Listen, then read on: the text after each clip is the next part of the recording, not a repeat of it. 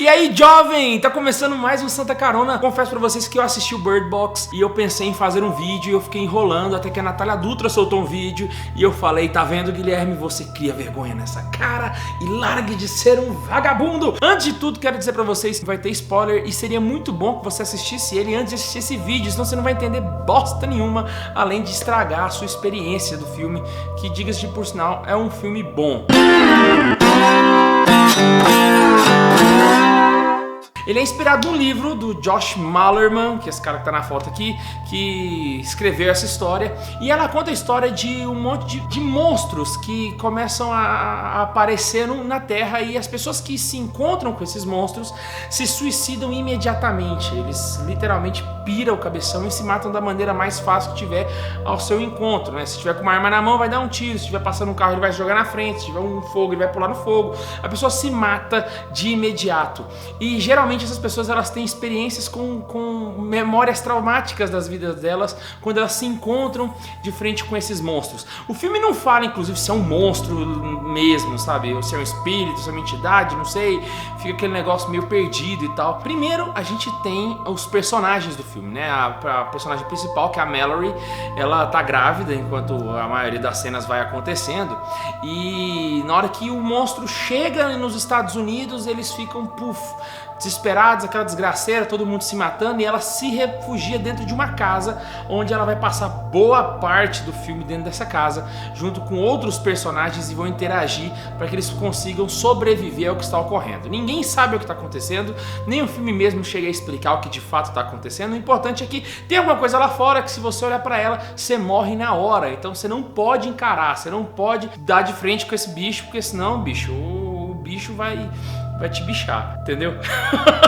Qual é a parte que eu achei mais interessante? É porque a relação que essas pessoas têm com esse monstro, quando elas enxergam o monstro, é uma relação muito parecida, mas muito parecida com a relação de tentação, que todo mundo que é católico na vida já passou alguma vez. E a primeira coisa que essas pessoas que estão dentro da casa, elas têm que fazer é que elas têm que se isolar do mundo. Então, na verdade, o que essas pessoas estão se tornando são sentinelas. Elas têm que estar atentas 24 horas por dia para que elas não caiam em tentação, que é mais ou menos o que a Igreja Católica pede para cada um de nós, o que Cristo nos ensina, que nós sejamos sentinelas e possamos nos vigiar o tempo todo. Acontece que no meio dessas tribulações, cada pessoa tem um jeito de encarar, cada pessoa tem um jeito de se resguardar, e os personagens mostram isso de uma maneira muito clara. Um desses caras que eu queria comentar é o Douglas, que é aquele senhor que é o dono da casa onde eles estão, e ele é um cara meio difícil de lidar. Ele é muito intolerante com todo mundo que entra na casa. Ele é muito fechado a todo instante. Ele sempre desconfia de todo mundo e ninguém presta. Mas o que o Douglas vai mostrar pra gente? No meio dessa tribulação, o Douglas, ele representa os extremistas, né? Ele é aquela galera que é bitolada e que viaja na maionese geral, e eu colocaria dentro da Igreja Católica o grupo dos raditrades, saca? A intenção é muito boa, mas ele faz da pior maneira possível, de forma que fica insustentável a convivência. Você percebe que ele tem pontos onde ele não tem discussão com ninguém, ele simplesmente bota o ponto de vista dele e é isso, e pronto, e acabou. E se brincar, nem aqueles que estão junto dele ele conseguiria conviver. Outra que eu vejo é aquela gordinha, a Olímpia.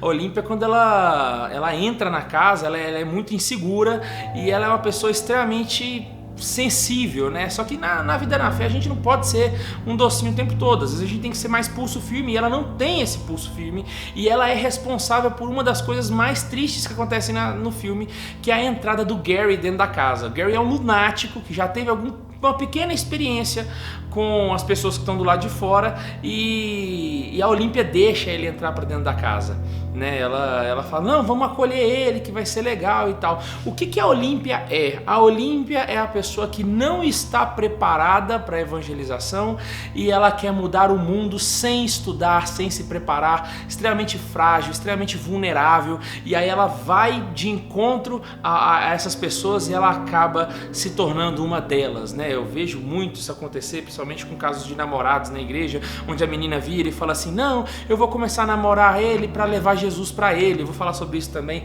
em alguns vídeos quando a gente for falar. E aí a pessoa acaba saindo da igreja, saca? O que a Olímpia faz? Esse coração mole dela faz ela ser um pouco imprudente, traz o Gary para dentro da casa, só que o Gary é um fascinado nos monstros, e aí ele acaba mostrando o monstro para ela, e ela se suicida, e ela morre, e não só ela, mas a galera se ferra por causa dessa falta de perspicácia dela. O que é o Gary? O Gary é o cara que entra dentro da igreja e ele traz consigo aquela bagagem, né, pecaminosa do mundo, e ele não quer se desvencilhar disso, né? Ele quer viver os dois mundos ao mesmo tempo. O Gary é o cara que ele tem um flerte ali com os monstros, só que ao mesmo tempo ele é o cara que quer se livrar disso, ele quer só que ele fica servindo a dois senhores, ele fica ali o tempo todo tentando, eu vou negociando a salvação dele. Acontece que isso nunca deu certo, nunca vai dar certo, e ele é o cara que inclusive leva à morte da maioria da galera da casa, porque tem uma hora que a tentação fala mais forte e ele resolve ver o monstro e começa a mostrar o monstro para um monte de gente dentro da casa, e a galera vai se suicidando e vira uma desgraceira sem fim. Ele é aquela pessoa que negocia com o pecado. Eu lembro muito bem de São Felipe Neri falando que com o pecado da castidade a gente não negocia, a gente foge, né? O Gary é esse cara que ele tenta servir a dois senhores, né? Ele é o católico Raimundo, pé na igreja e pé no mundo, entendeu?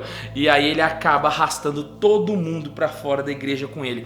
São os personagens que eu fiquei mais atentos assim e que eu me identifiquei com muitas coisas que eu vivi dentro da igreja com esses personagens, né? A gente não pode ser muitos deles, e o mais ideal que a gente seria no caso da Mallory, né? Que ela é uma pessoa que ela fica ali no meio do caminho, ela seria a temperança entre o Douglas e a Olímpia, né? A Olímpia é a pessoa mole que deixa todo mundo passar, o Douglas é o cara fechado que ninguém entra, né? Ela fica ali, a Mallory, no meio do caminho. Me lembra, por exemplo, os cânons bíblicos, né? As discussões que a igreja teve. Uma galera falava, não, bota todos os livros, outro falava, não bota nenhum livro, e a igreja ali tentando fazer um meio de campo, equilibrando essas tensões. Uma das coisas que mexeu comigo também porque nem todo mundo que vê um monstro se suicida, e aqui é spoiler, viu?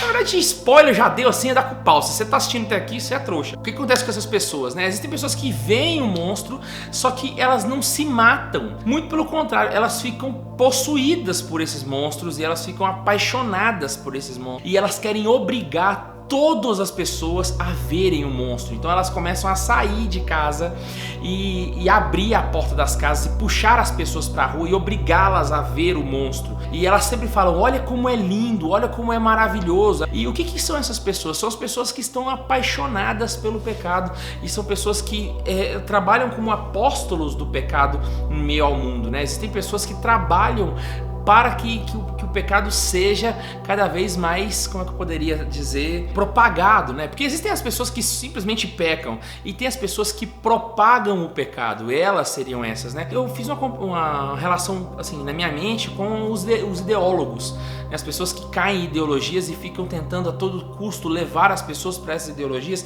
Você pode fazer uma referência com o marxismo sem problema nenhum, né? Aquelas pessoas que elas ficam praticamente vidradas naquela realidade e elas querem arrastar as pessoas para aquilo, para poder ver aquilo, né? Acontece que quando as pessoas veem aquilo, elas se matam, né? Então elas estão praticamente arrastando essas pessoas para a morte.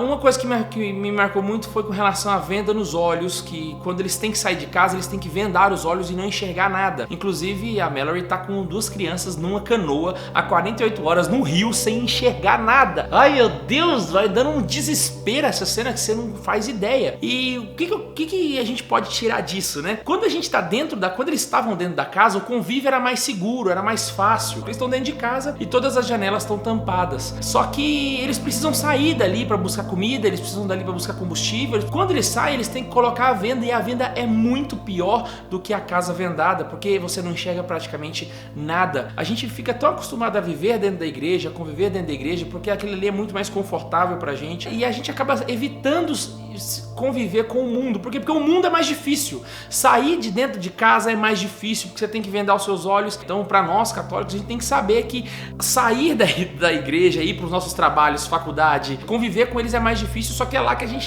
lá é necessário a gente estar. A gente não pode ficar o dia inteiro dentro de casa, afinal de contas a gente não vai comer, a gente não vai fazer nada. Então, essa relação de sair de casa ser mais doloroso do que ficar dentro de casa sempre é um ponto que a gente tem que levar em consideração. A gente não pode virar freira se a gente é leigos. Lembra que o Tobias falou num desses vídeos atrás, né? Quando ele falava de São Francisco de Sales. Leigos, não vivam como se fossem monges. Vocês estão no mundo para conviver com o mundo. A gente não pode ficar dentro de um buraco, né? A gente não pode ficar socado dentro da igreja o dia inteiro, porque a gente tem um mundo para evangelizar. E é isso que o próprio Cristo falou para os apóstolos. Ide, né? Ide. Nós leigos, a gente tem que ter essa mentalidade sempre. Uma das coisas que eu vi também que foi uma crítica bem legal é que a Mallory, ela tem 2 filhos, né? Na verdade, uma menina é a filha da Olímpia. Aí, ó, se você já não assistiu o filme, bicho, já não vale assistir mais, você já tá sabendo trem demais do filme. E tem uma cena engraçada, muito triste, que o Tom, que é o namorado dela, começa a contar de lembranças que ele tinha quando ele era criança, quando ele subia nas árvores e ele comia um fruto da árvore e as experiências que ele teve. E a Mallory chega e fica muito brava com ele e retira as crianças de perto dele. E uma das críticas que o Tom faz é que as crianças não têm nome. A Mallory não deu nome para eles. Então mostra um extremo cuidado, né, a ponto de colocar as crianças dentro de uma bolha que não é a realidade delas. E o que o Tom estava fazendo com as crianças? Ele estava exercitando com elas a capacidade de sonhar, de imaginar. Nesse caso, a gente pode fazer um paralelo com o que os pais estão fazendo com os filhos ultimamente. Eles não deixam as crianças conviverem no mundo com os riscos que o mundo tem e que são necessários acontecer. E às vezes esse pensamento realista demais e protecionista demais acaba privando a gente de uma realidade que pode ser viável pra gente, né? Essa proteção extrema que a gente tem com as pessoas, e essa proteção ela não é somente com relação a pais e filhos, pode ser namorada e namorado também, né? Que fica privando a pessoa que ama de tudo que pode ser arriscado pra ela. Isso é muito penoso, isso é muito ruim. Uma coisa que eu achei fantástico foi aquela cena onde ela tá chegando já no local seguro lá onde eles estão procurando depois do rio, né? Eles vão de encontro a um local onde tem pessoas que são sãs e são saudáveis e tal, né? Para eles pararem de viver sozinhos. E no meio do caminho eles entram dentro de uma floresta. E dentro dessa floresta ela começa a ter diversas tentações o tempo todo, onde ela começa a perder as crianças, as vozes começam a falar com ela começa a se desorientar, ela começa a não saber o que fazer. E aquele momento é um momento muito trágico, nossa, é tenso demais da conta, porque você não sabe para onde ir, você não sabe o que fazer, e aquela tribulação imensa, né? Eu colocaria que seria mais ou menos as nossas crises vocacionais, né? Quando a gente sabe que existe um caminho a ser trilhado, mas a gente não sabe que caminho é esse, e em meio a tantos barulhos e tribulações a gente fica meio que perdido, tateando, lembrando, ela estava de olhos vendados, tateando para encontrar o caminho correto, para encontrar as crianças de novo e voltar para casa, né? Esse caminho que a gente passa da fé é aquela árvore muito bem escrita. E quando eu falo com crise vocacional, eu não estou falando somente da vocação que a gente tem para ser padre, freira, né, vocação profissional, não, eu estou falando da vocação à santidade também. Nós sabemos que existe um caminho que nos levará à santidade, e muitas vezes esse caminho fica turvo, porque a gente fica muito tempo ouvindo barulhos e bagunças ao nosso redor, e a gente não consegue saber o que está acontecendo, aquilo nos desespera, e aquilo tira a gente do eixo, né? Quantas vezes a gente vai encontrar pessoas que estão passando por crise vocacional, e essas pessoas choram no nosso ombro, é uma coisa muito triste, mas faz parte da vida, né? E engraçado que em nenhum momento ela deixa de lutar, né?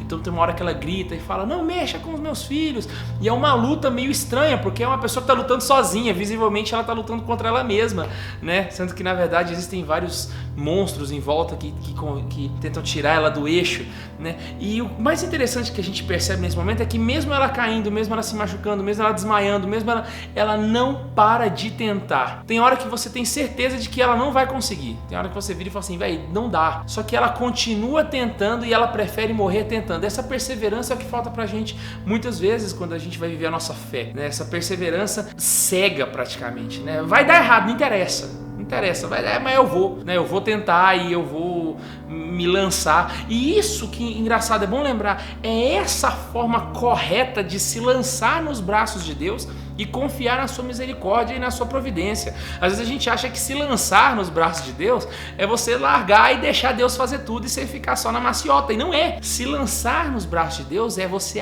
abraçar essa cruz, essa luta, essa angústia que faz parte do processo da vida, né? Se lançar nos braços de Deus significa abraçar as lutas de Deus e não simplesmente deixar que deixa Deus me levar ou Deus leva eu. Não é nada a ver isso. É você abraçar mesmo essa cruz e ir pro pau, saca? Já assistiu Ítalo Marcilli? Então, é disso que eu tô falando.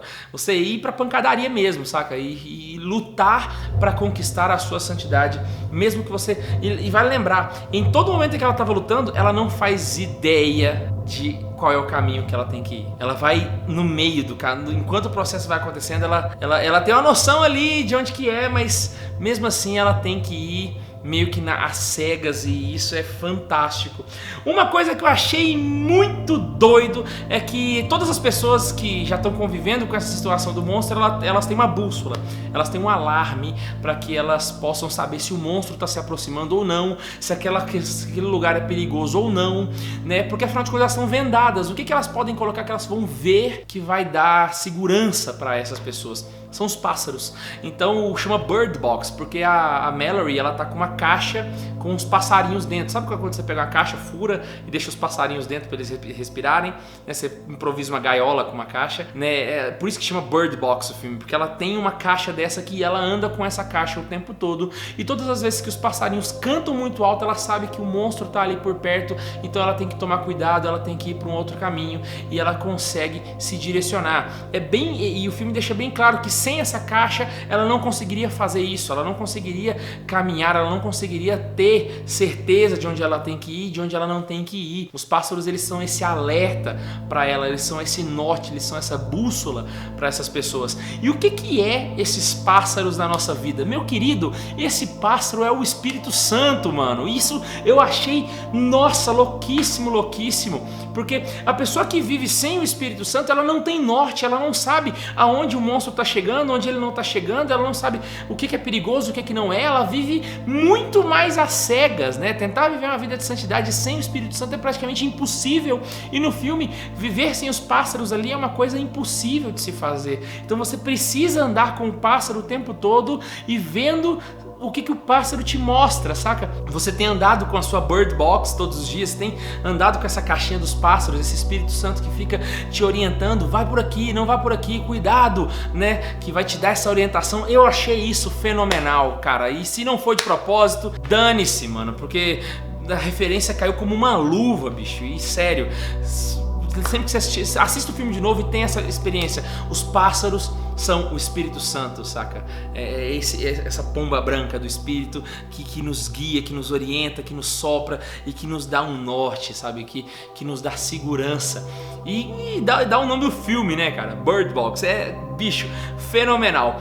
Pra encerrar, teve uma coisinha que eu tava dormindo, velho. Eu acordei de madrugada com esse insight. Eu falei, meu pai, que foda. Eu achei isso louco demais da conta, bicho. O que foi que mexeu comigo, cara? Quando você tá no início do filme, tem uma informação que passa despercebido, velho.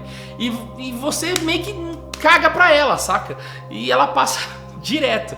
Que é a seguinte informação: de onde surgiram os monstros e da onde que se espalhou esses monstros, né? Eles dão um local físico no mapa mundi, onde esses monstros surgiram e começaram a se espalhar.